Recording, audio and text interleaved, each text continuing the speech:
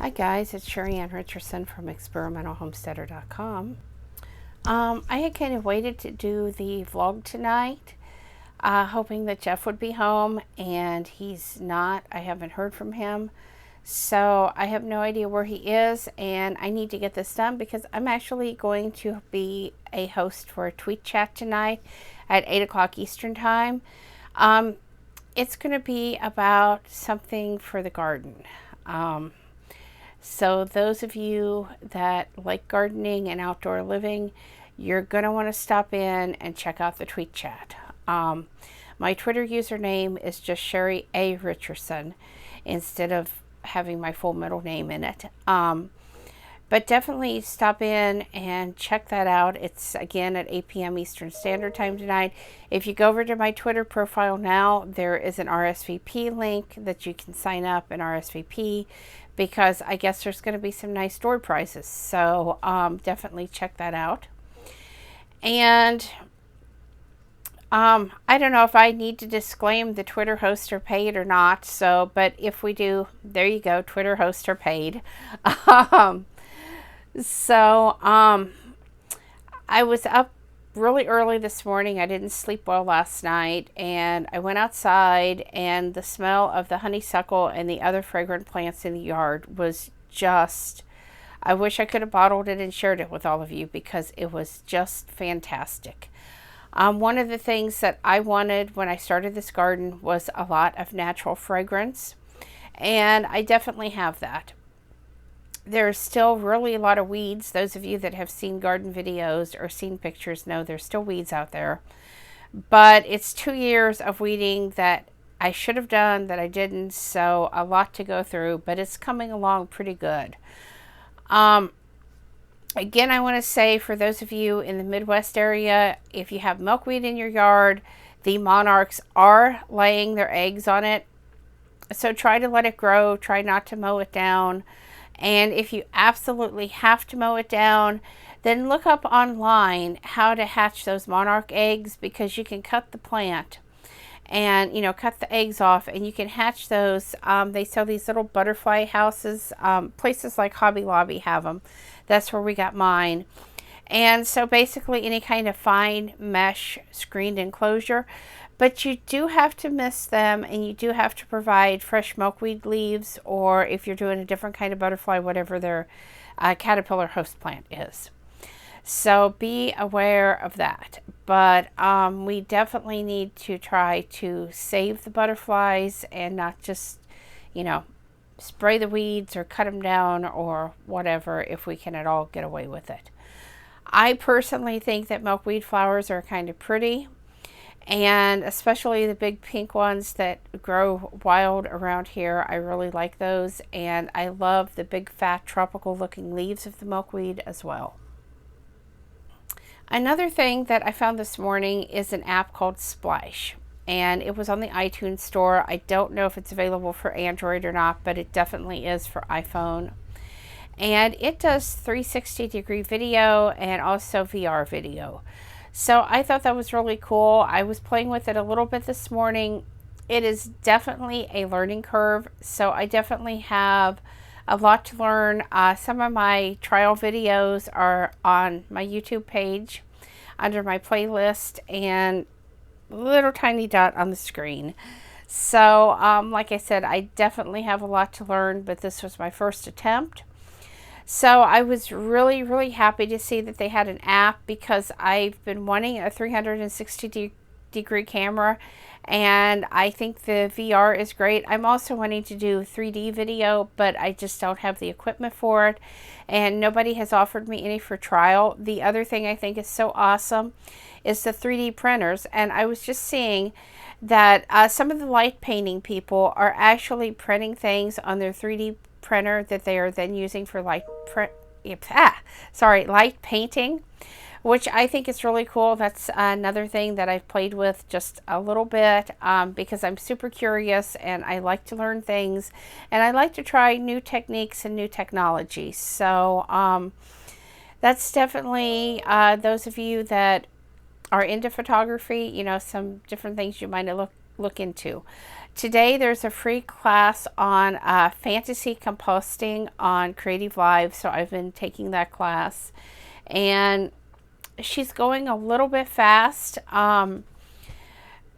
but it's giving me an idea. So I know it's a 2-day class. It's today and tomorrow, and those of you that don't know, when you watch it live, it's free, and they do a replay. So if you've missed most of it and you want to go ahead and RSVP, there are a couple items free for download, and then you can take the class, on the replay, so you're not really going to miss anything.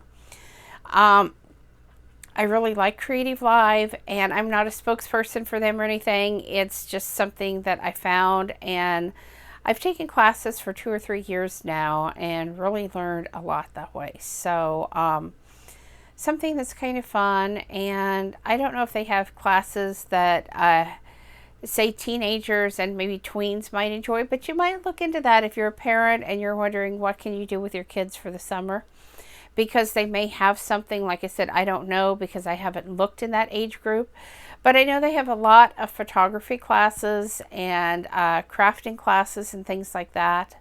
So you just have to stay up on what's going on so you can get signed up for those free classes. Okay, the last thing is I did receive a couple items for review today. I did receive these for free in exchange for my honest review, or at a discounted price. All opinions are my own. The first one I'm kind of disappointed in because I had talked to this company. I had said, no, I don't want the item you're offering, but if you would send me the pet kit, I would be interested. They said they would send me the pet kit, and they actually sent me another GoPro kit. So I have 4 or 5 of these now, same stuff in them. So I'm not real happy about that because it gets kind of tiring reviewing the same old. This is what it looks like. Okay. So like I said, I'm just not real happy about this because I had definitely asked for another item. And this is not the first time that this has happened. So I'm starting to think that unless companies want to give me a code to use on Amazon, that I am not going to let them send me anything anymore because I seem to not get the right items. I get whatever it is they want to send. And reviewing takes a lot of work. It takes a lot of time. The video and the testing of the product and the actual writing the review on Amazon. And Amazon is kind of a scary place right now because they are deleting so many reviewers and, updating ranks a lot more often than what I think they used to, at least more than I realized they used to. One thing I will tell those of you that review, if you're going to get a product, don't accept a gift card. You cannot accept cash. It has to be a code, because if you do cash or you do a gift card, Amazon's going to find out and you're going to lose your account. And I don't care what anybody says, it is against their terms of service. So be sure that you get a code and be sure it is not a gift card to protect your account. The other thing that I have noticed is a lot of sellers, oh, you got the item, now you can do the review. Item came yesterday, where's my review? Okay, I'm sorry. I'm going to take 7 to 10 days, and if it's an item that I feel like needs longer, I'm going to take it. Okay, if you want somebody that's willing to risk their account and hurry up and do the review just to get the item, I'm not the gal for you. Okay, I'm going to thoroughly test it and be sure, because I don't want to have to go back into my review and say, oh, I wrote my review when it was 3 days and at 7 days it broke. I don't want to go in and have to update those reviews. Plus, I feel like I really need to know the product when I do the review. So, like I said, 7 to 10 days is the minimum amount of time. And some products, I have taken 20, 30 days because I know there can be issues with some products and you really have to test it out. So, that's my take on that. The other item that I got today is actually for Charlie. And it is this little item. This is the Paw 5 Rock and Roll Bowl. Okay, this is what it looks like. Okay. And it is a puzzle bowl of some kind. Let's see. Okay, it says pour your dog's meal into the top and let the bowl and your dog do the rest. It breaks down into 3 dishwasher safe pieces as long as you keep it on your top shelf. And it's made in the USA. It is BPA and phthalate free plastic. So as you can see, there's 3 holes on the bottom of this, and the dog paw, which is really cute. And so I'm kind of curious how Charlie's going to react to this. Hopefully it's something he finds fun and enjoys doing, but we will see. I still have to review the other dog feeder that I got for him. We have been having a little bit of adjustment issues. So I'll be talking about those in the review.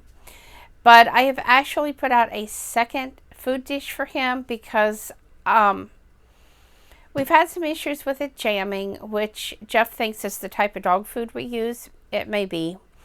Because he has different size pieces in his dog food and he thinks that's a problem.